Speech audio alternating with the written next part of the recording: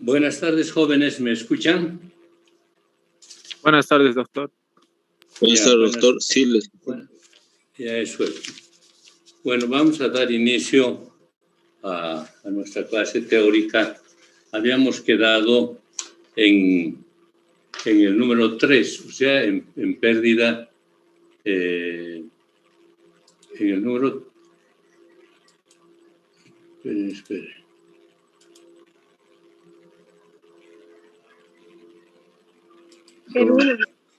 En el número 3 habíamos quedado, o sea, siguen entrando. Esperen, voy a terminar de admitir.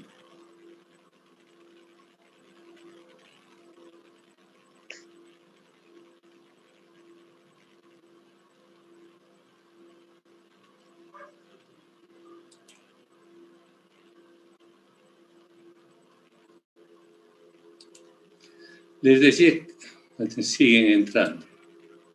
Esperen.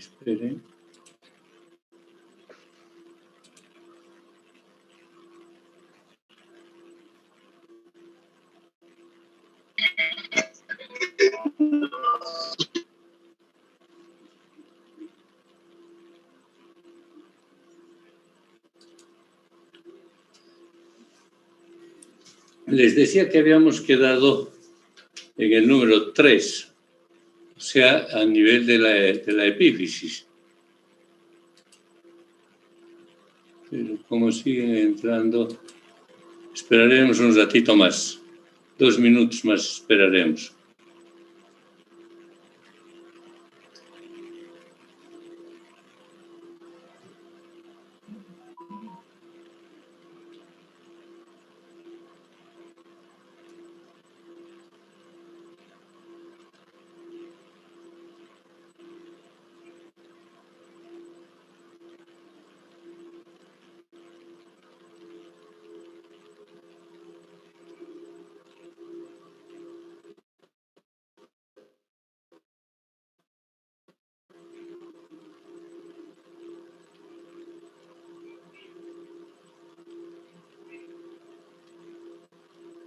Sí, yo creo que ahora podemos empezar.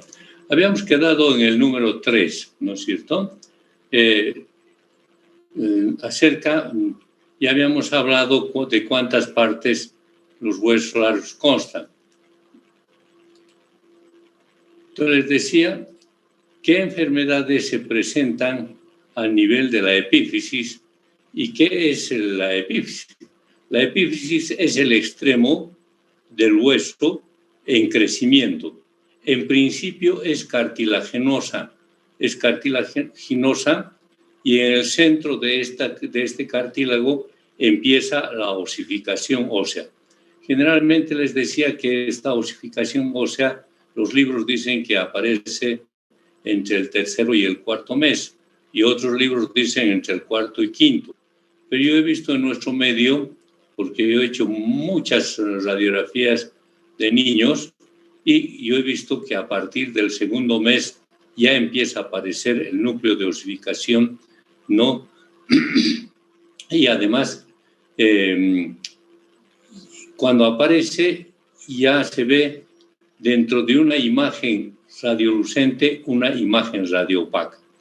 Ya les he dicho que la imagen radiolucente es de color negro y la imagen radioopaca es de color blanco. ¿En qué enfermedades se presenta en qué enfermedades se presentan a nivel de la epífisis del hueso? Se presentan generalmente las displasias de cabeza femoral, porque hay displasia del techo acetabular. No se olviden, la displasia de la cabeza femoral se presenta a nivel de la epífisis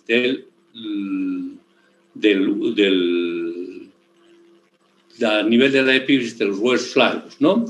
O sea, a nivel del fémur. También en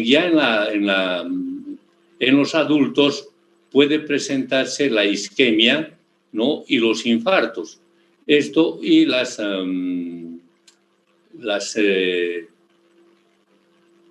enfermedades que se presentan por ingesta de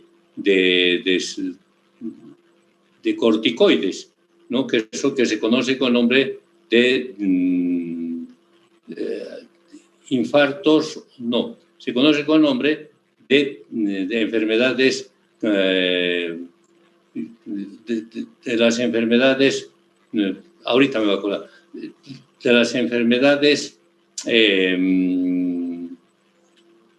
por procesos de necrosis al nivel de la cabeza, o sea, ya me he acordado, las necrosis asépticas de las cabezas femorales, ¿no? O sea, en los niños las displasias, en los adultos la necrosis aséptica de la cabeza femoral, sobre todo en aquellas personas que ingieren mucha aspirina o toman mucho corticoide, ¿no? Entonces no se olviden. Pero también en el niño hay una enfermedad que se conoce con el nombre de enfermedad de Pertex, que es la necrosis,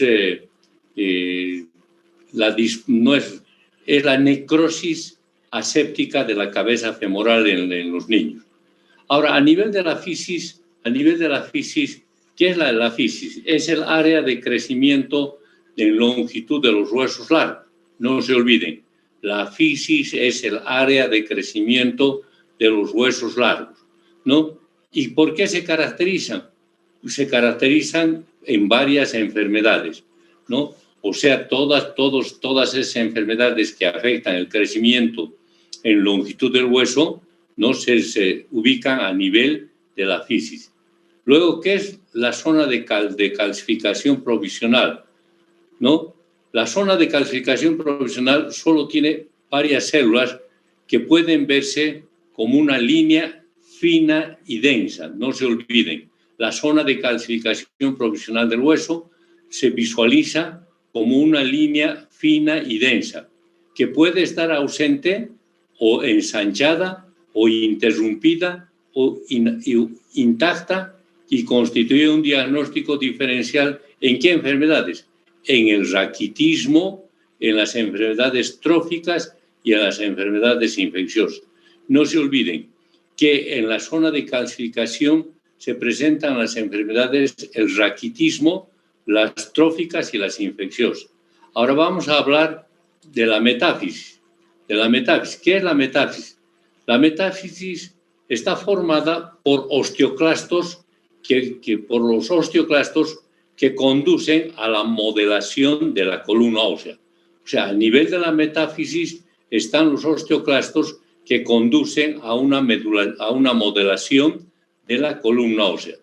Luego tenemos la 7, la médula y la esponjosa, que solo existe una trabécula ósea. No se olviden, a nivel de la médula y de la esponjosa solo existe una trabeculación ósea, que con muchas ramificaciones interconectadas. Entonces, ahora, ¿qué es el córtex? El córtex o cortical se destruye tanto en procesos malignos como en benignos.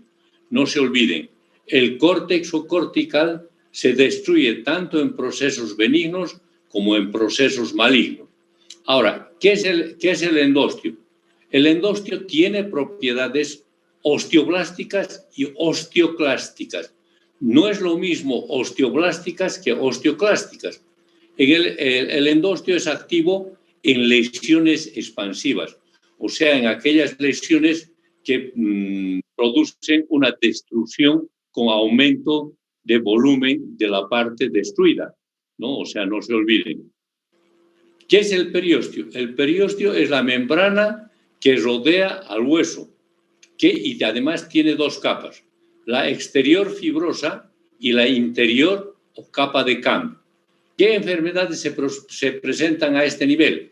El edema, la hemorragia, el pus y las células tumorales que despegan el periósteo. No se olviden, el edema, la hemorragia, el pus y las células tumorales que despegan el periósteo. Ahora aquí tenemos el acortamiento de los huesos. El acortamiento de los huesos puede ser localizado o generalizado. Y existen 5 modelos de acortamiento del hueso. El acromegálico o el acromélico, no acromegálico, acromélico, distal, que afecta las manos y los pies. El rizomélico proximal, que afecta los húmeros y los fémures. El mesomélico medio, que afecta el antebrazo y las piernas. Y el proporcional, que afecta a todos los huesos proporcionalmente. Generalmente estos son los enanitos que algunos les llaman bien proporcionados. Y luego tenemos el deformado asimétrico. En este caso, por ejemplo, el antebrazo del lado derecho puede ser más grande o puede tener mayor dimensión que el del lado izquierdo, ¿no? Entonces, por eso se llama deformado y asimétrico. Ahora vamos a hablar del alargamiento del hueso. ¿En qué consiste el alargamiento del hueso? El alargamiento del hueso es debido a causas localizadas y generalizadas, ¿no? Generalmente se debe a que existe un adenoma eosinófilo a nivel de la hipófisis. O sea, estamos hablando de aquellas personas que tienen un alargamiento e inclusive pues miden más de 2 metros, ¿no? Son los gigantes, ¿no es cierto? Tienen prognatismo, las manos grandes, ¿no? Entonces, son este tipo de pacientes. Luego tenemos la hiperconstricción o hipertubulación, la hiperconstrucción o hipotubulación del hueso. Puede haber deformidades e incurvaciones de los huesos largos. Se presenta en diversas patologías. No sé si ustedes conocen el genum varum, el genum valvum, ¿no? Que son, en otras palabras, para que me entiendan, esos roscos, ¿no es cierto?, que tienen en los futbolistas generalmente se ven, ¿no es cierto? Eso se debe a una hiperconstricción o hipertubulación. Y la inversa es la hipoconstrucción o la hipotubulación. Este es el fracaso de procesos modeladores de normales y tienen la forma de el matraz de Erlenmeyer. Ustedes han debido ver en las prácticas que existe cómo es la forma de Erlenmeyer. Ahora, las modificaciones en el contorno del hueso. Aquí tenemos, ya hemos hablado de las exóstosis y les decía que no todas las exóstosis son osteocondromas, ¿no? Puede haber una exóstosis, por ejemplo, en el primer metatarsiano, ¿no? Que no es un osteocondroma. La localización y la forma diferencian los diversos tipos. Ahora viene la expansión del hueso. La expansión del hueso es causada por resorción endostial o aposición perióstica que daría como resultado una destrucción característica que indica el ritmo del crecimiento de una lesión. No se olviden, la expansión ósea causada por la resorción endostial y la aposición perióstica que da origen o resultado a una destrucción que indica el ritmo de crecimiento de una lesión, ¿no? Ahora viene la 17. ¿En qué consiste la destrucción ósea? La destrucción ósea es provocada por una actividad osteoclástica y es estimulada por una lesión. Y se distinguen tres formas: la geográfica, la apolillada y la penetrante. ¿Por qué se llama geográfica? Porque tiene, si se presenta, póngale en el húmero, ¿no? Pues tiene que tener la distribución geográfica, ¿no? O sea, una distribución simultánea y bilateral. Ahora, la apolillada, ¿por qué se llama apolillada? Porque ya destruye la parte ósea. Y la penetrante es aquellas imágenes que destruyen totalmente tanto el córtex como el endostio y el periósteo. Ahora, ¿en qué consiste la resorción ósea? La resorción ósea es la pérdida de la sustancia ósea. No se olviden, la resorción ósea es la pérdida de la sustancia ósea en los extremos de los huesos. ¿A qué se debe? A alteraciones neurotróficas que pueden tener la forma del lápiz de un cirio y generalmente se presentan en los extremos distales de las falanges. Esto se debe a un hiperparatiroidismo secundario por una insuficiencia renal. O sea, hay una insuficiencia renal, esa insuficiencia renal produce un hiperparatiroidismo secundario y ese paratiroidismo secundario produce la reabsorción ósea a nivel de las falanges de las manos, ¿no? O sea, primero es la insuficiencia renal, esa insuficiencia renal produce hiperparatiroidismo secundario, ese hiperparatiroidismo secundario produce la resorción o reabsorción ósea. Luego tenemos la erosión. La erosión. ¿En qué consiste la erosión? La erosión es del hueso es por un defecto cortical marginal liso, que generalmente se produce por aneurismas, ¿no? O de los ganglios linfáticos y tienden a diferenciarse de los procesos malignos. ¿Por qué se diferencian de los procesos malignos? Porque no destruyen, solamente hacen que la deformación, ¿no? Pero sin destrucción del hueso. Por ejemplo, un aneurisma a nivel de la aorta abdominal, ¿no? Puede producir deformación a nivel del borde izquierdo de los cuerpos vertebrales, ¿no? O de los ganglios linfáticos. No se olviden, se diferencia de los procesos malignos porque no producen destrucción. Producción del hueso o esclerosis. Producción del hueso o esclerosis es el tejido de lesión local o generalizado que puede producirse por los osteoblastos que van a formar un nuevo hueso. La calcificación. La calcificación se diferencia de la osificación por falta de ¿qué? De la organización en el córtex y las trabéculas. Las calcificaciones son provocadas por un trastorno en el metabolismo del calcio y se llaman metástasis o distrofia de los tejidos desvitalizados. O sea, no sé si me están. La calcificación se diferencia de la osificación por falta de organización a nivel del córtex. La calcificación es provocada por trastornos metabólicos del calcio y metástasis. Ahora vamos a hablar de las lesiones del 22, de las lesiones solitarias. Una lesión solitaria es una consideración en el diagnóstico radiológico, ¿no? Por ejemplo, en la osteomielitis hematógena, por la vascularización que se localiza ¿a dónde? Al nivel de la metáfisis. Si ustedes ven un proceso infeccioso al nivel de la metáfisis, ustedes pueden etiquetar que se trata de una osteomielitis hematógena.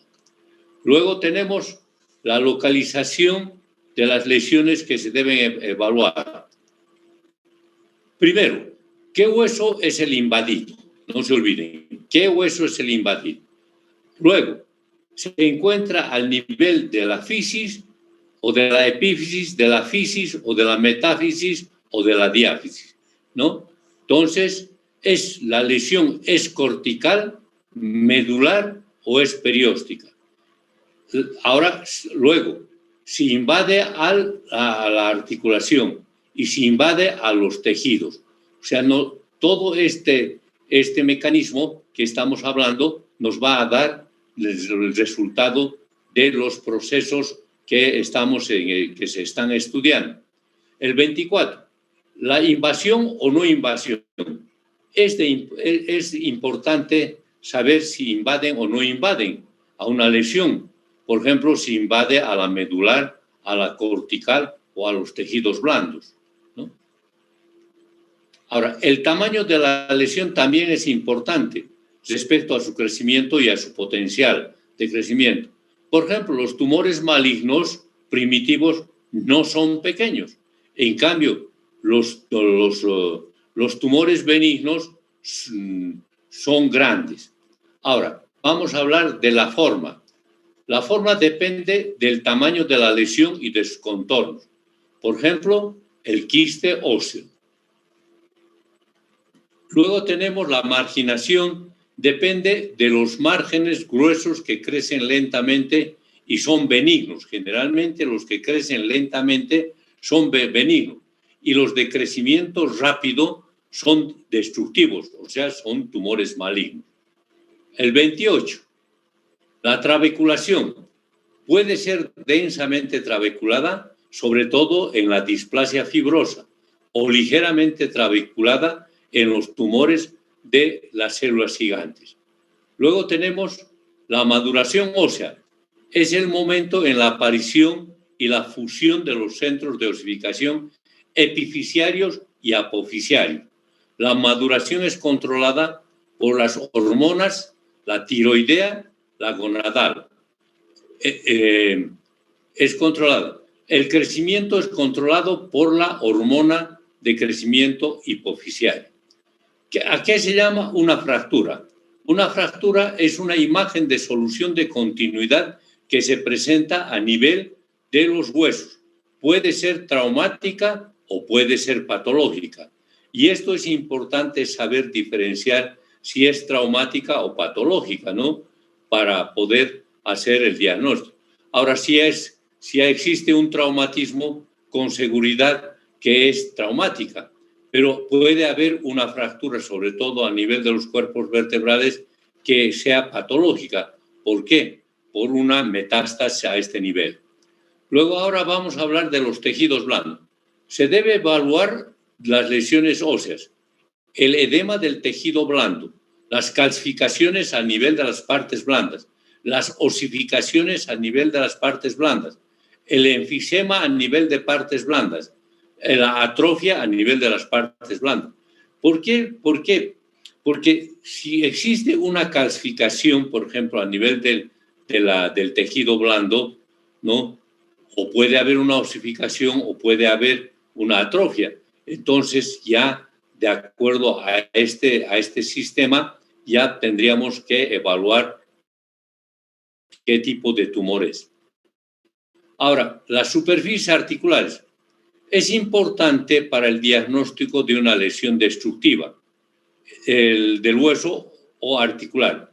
Por ejemplo, las artritis reumatoideas, ¿qué producen? Destrucción. La artritis tuberculosa, ¿qué produce? Destrucción, ¿no? Y pues, así se puede explicar muchas alteraciones. Ahora, las densidades. Aquí esto es muy importante porque ya, de acuerdo, existen, ya les he dicho, varias densidades. La densidad aérea. La densidad aérea en una radiografía se ve como una imagen radiolucente. La densidad grasa, ¿no? La densidad agua, la densidad intermedia, la densidad calcificación y las densidades metálicas. ¿Cuáles son las densidades metálicas en el organismo? Los tornillos, las monedas que se tragan a los niños, ¿no? Las cirugías reparadoras a nivel de los huesos, ¿no? Ahora, aquí dice correlación con los hallazgos clínicos y de laboratorio. Uno tiene que saber, ya les he dicho, la clínica, ¿no? Para realizar un estudio que se lleve a feliz término para que llegue a un feliz término, ¿no? Ya les he dicho, primero hay que analizar la parte clínica, luego la parte. Y en el estudio de laboratorio en los huesos, ¿qué nos interesa? El calcio en suero, el fósforo en suero, la fosfatasa alcalina, el ácido úrico, ¿no? Entonces, ya ustedes eso saben muy bien. Ya con esto hemos terminado este tema. No sé si quieren alguna aclaración.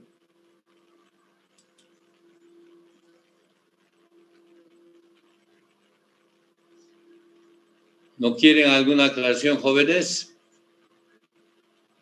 Hola, hola. Creo que está todo claro, doctor. Ya, muy bien. Mañana la clase práctica es a las 10 de la mañana, ¿no es cierto? Sí, doctor. Sí, doctor. Ya. Bueno, buenas noches, jóvenes. Doctor, Buenas disculpe, noches, ¿debemos leer algo para la clase práctica? No, ¿saben qué? Yo les voy a explicar. ¿Saben qué? Bien que me están preguntando. Tanto en la teoría y está en el eCampus, ahí están todos en la clase teórica, ahí está ustedes entran a la clase teórica y ustedes van a encontrar todo esto, lo que les estoy explicando, y en las prácticas también hay radiografías. Por eso es que les he dado para que se matriculen tanto a la teoría y a la práctica. ¿Por qué?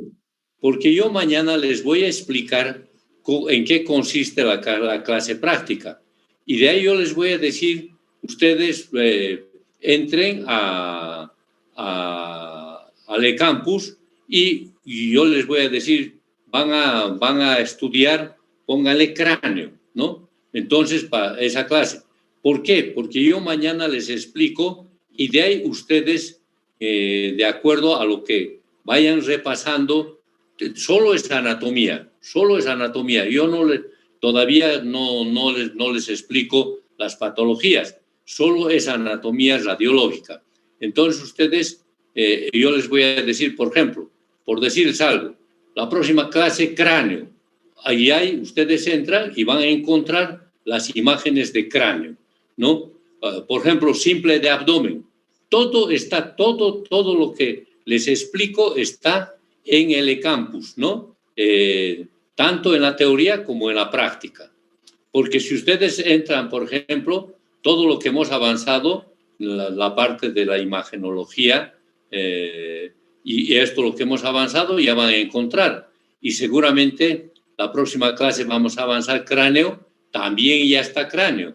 O sea, todo ya tienen ustedes en el eCampus, ¿no? O sea, para que puedan repasar, ¿no? Y así les sea más fácil, ¿no? Eso quería avisarles. O sea, todo está en el eCampus, tanto la teoría como la práctica. Hay las radiografías que están en las clases prácticas, ¿no? ¿Algo más? ¿Quieren que alguna aclaración más? Por eso es que he dividido los grupos, pues, de ustedes creo que son el grupo, no me acuerdo qué grupo son, pero ya les he enviado las listas también. O sea, ya pueden ustedes entrar. Todo está tanto en la teoría como en la práctica, en el eCampus. O sea, ustedes cualquier rato que quieran pueden entrar, se pueden reunir entre los grupos que he nombrado y hacen sus estudios, hacen para que les sea fácil cuando yo les explique. Bueno, buenas noches, jóvenes. Muchas gracias, doctor. Hasta luego, que tenga buena noche. Igualmente, hasta luego. Doctor, buenas noches, Gracias. Hasta luego, doctor, que tenga buena noche. Hasta luego, hasta luego, hasta luego, hasta Hasta luego, luego, doctor. hasta luego, hasta luego, hasta luego, hasta luego.